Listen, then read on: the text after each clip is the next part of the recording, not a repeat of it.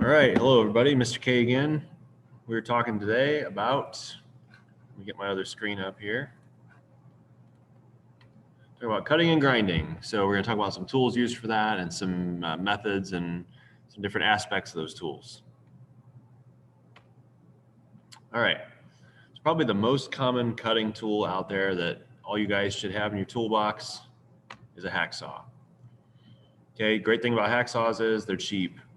You can find them everywhere, Lowe's, Menards, Ace. You can cut just about anything that you would encounter with them. The only thing I could think of when I was making this PowerPoint that you couldn't cut with them, I guess would be glass. Otherwise, that's about it. You can cut just about everything you encounter. They come in various teeth per inch, or TPI. You got to match the correct TPI to what you're cutting, or at least you're gonna have your best luck with them if you do. All right, teeth per inch. Let me throw that next picture on there. See, you've got more of a coarse saw and then super fine ones. All right. The coarse option is going to be more for softer metals, wood, plastic, plain steel, whatever it may be. You start getting into these real fine ones, you're looking at the 24 and the 32. You're looking at hardened steel, stainless steel, thick plate. Okay, and if you use the wrong tooth per inch to cut what you're doing, it's still going to work. It's just going to make your life a little more difficult. The saw is going to jump around a little. It might catch, that type of stuff.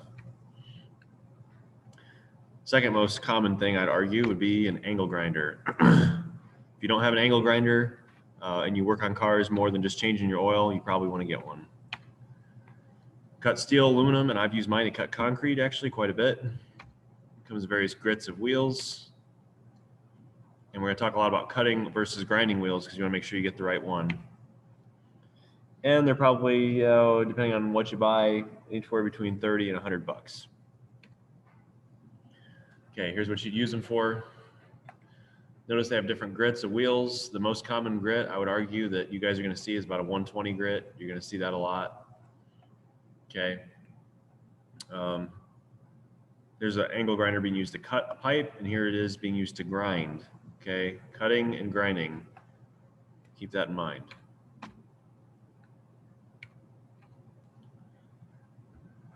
All right, grinding wheels are usually thicker like this, and they're made more for grinding off rough edges or getting rust off something before you weld it. That looks like that's what this guy's doing. Cutting, obviously, is more for cutting, and cutting wheels are going to be thinner. About the thickness of a cereal box is what you're looking at for these, okay? If you use a cutting wheel to try to grind on something like this, what you're going to end up doing is wearing out your cutting wheel super fast, and it's just not going to work as well. If you use a grinding wheel to try to cut, it'll still make the cut, but it's going to take you forever because you're going to have to push this thick grinding wheel through what you're cutting as opposed to something that's a third the thickness. So you're just saving yourself money and time if you use the proper wheel. Okay.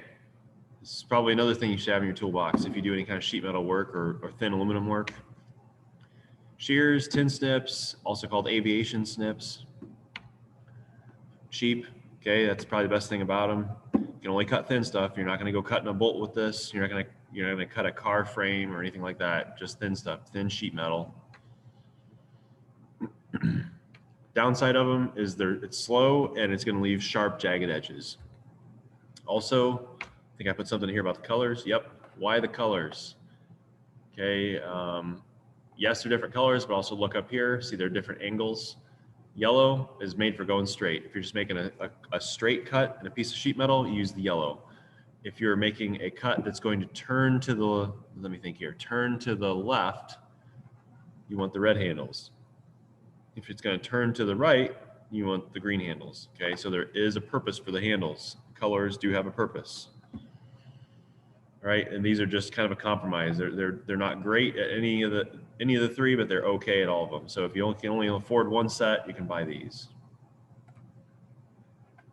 This time, I'd like you to pause this video and pull up this one on YouTube. You need this tool episode 10, power sheet metal shears. Okay, so go ahead and pause this video and watch that now. Okay, you should have just gone and watched that YouTube video. And that was pneumatic and electric shears. Again, a great tool if you do a lot of sheet metal work. really speed up the process. How about this? Bandsaw. Okay, not a lot of people have used these when I ask that question in classes, and it's typically because of that reason right there. You're looking at $1,000 for a decent one. Benefit of them, you can cut real thick stuff, especially with the horizontal bandsaw right here, the cutoff bandsaw. You can bolt in or clamp in a 4-inch solid piece of steel in there. If you set these settings right, you can set this to cut and you can walk away and come back in 10 minutes and it'll be done. It's no trouble on your part. There's no sparks or very, very little. It's just a great way to cut thick stuff, and it cuts it very accurately, and it's a nice clean cut also. The vertical bandsaw is great for sheet metal work and thinner stuff. You can actually grab your workpiece, and as you're cutting it, you can rotate it, spin it around, and you can make angled cuts. Or I should say you can turn while you're cutting. Okay, great machine. Comes in super handy. I used to use them all the time, working at an airport, working on airplanes, making aircraft aluminum parts that had to be cut a certain way. So great stuff. Downside of them, they're $1,000 and they're big. They take up a lot of space in your garage. Okay. So while we are on, oh, I'm sorry. Also, you should watch this video. Just take a moment here, pause, and watch this video. Okay, you should have just watched that video. It was an advertisement, but it's a great short video on how a bandsaw works, and it shows a cooling system. And while we're on that topic, why do we need coolant or cutting oil while we're cutting or drilling? Okay, why do we do that? There's 3 main reasons. This comes straight out of a machinist handbook, and I do want you to know this for a test. Cools the bit and the work material. It lubricates the bit, and it removes chips. So one of the guys in class said CLR, just remember CLR, cools, lubes, removes chips, okay? If you don't use coolant, and you don't have to, what'll end up happening is your bit will just last about 1/10, I would argue even less than that. It could have 1/100th of the tool life as if you use coolant or cutting oil, okay? If you take a 3/8 drill bit or 1/2-inch drill bit and you find a 1-inch thick block of steel and you try to drill through it, you may not even get through that block of steel with no lubricant or no oil. You may not even get through that block of steel before that bit completely dulls out and either snaps off or is just ruined. If you use oil, you could probably drill through 10 or 15 1-inch blocks before you have to resharpen it. So, all right, this time pause my video and watch this video so you can see how coolant works. Okay, you should have just watched that video on coolant for CNC machines, so that gives you a good idea of just how much these things get showered in coolant. And by the way, a lot of these bits, I used to run a CNC machine in college. A lot of these bits that plug in those are minimum, I would say, $60. You can't get one cheaper than 60, and really the good ones are $300 to $500 a piece. So that's why I use coolant. All right, cutting tools again. How about a die grinder? If you never used a die grinder, I highly recommend it. You can get one for probably about $30 at Harbor Freight. They're great for tight areas. You can switch out these attachments to these plus a zillion other things. You can put cutting wheels on them. You can put sanding attachments, tons of stuff. Highly recommend a die grinder.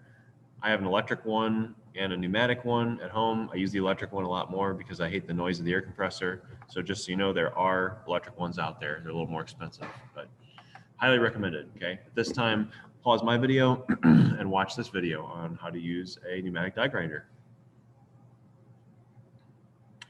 Okay, should have just watched that video on how to use a pneumatic die grinder. Moving on here, we talked about the price. You can cut anything you want with them, just depends on what bit you put in. And typically used for small and precise cuts, like what this person's doing here. Looks like he is just deburring an edge or knocking off a sharp spot.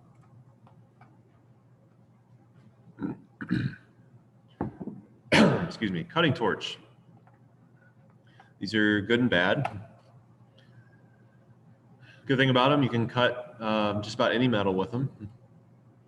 Cut up to 6 inches thick.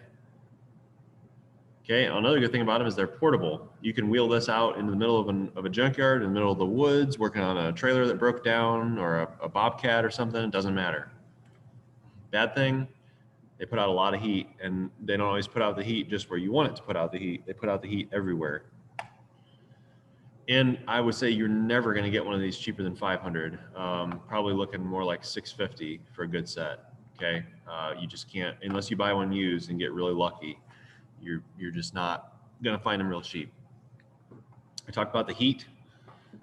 I used to own a torch set just like this, had it for probably 5 to 8 years. I ended up selling it because I never used it.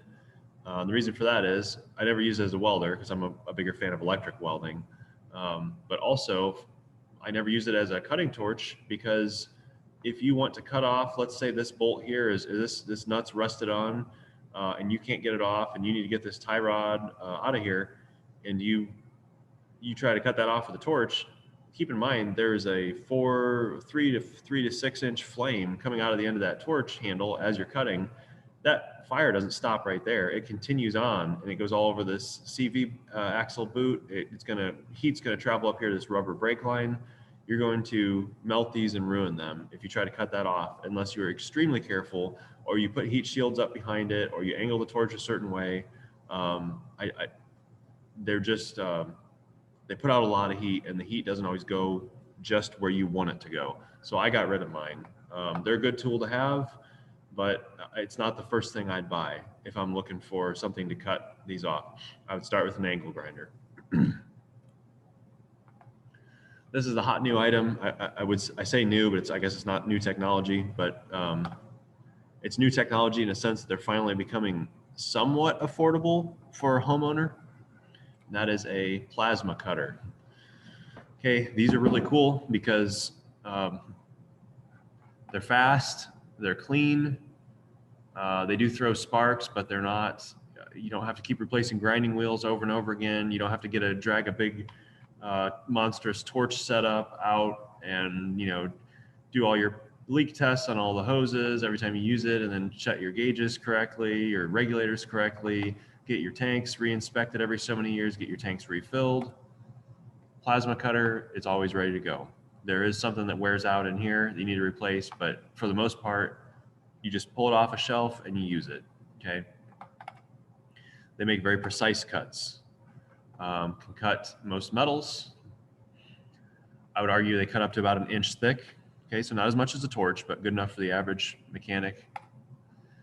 But the cheapest absolute, Harbor Freight model of these, I think is $500. So you're pretty much never gonna get one cheaper than $500 unless you get one used. Okay, these are really neat how they work. So go ahead and watch this video at this time. All right, you should have just watched that video on YouTube. And after watching that video, you can see how they work. Again, highly recommend these, love them, have used them. I don't own one just because of the cost. And people don't typically sell them either once they buy them, so you can't find them used very often. But anyway, very cool. Plasma cutters are the way to go if you can afford one. At this time, go ahead and complete your assignment on cutting and grinding, and have a good day.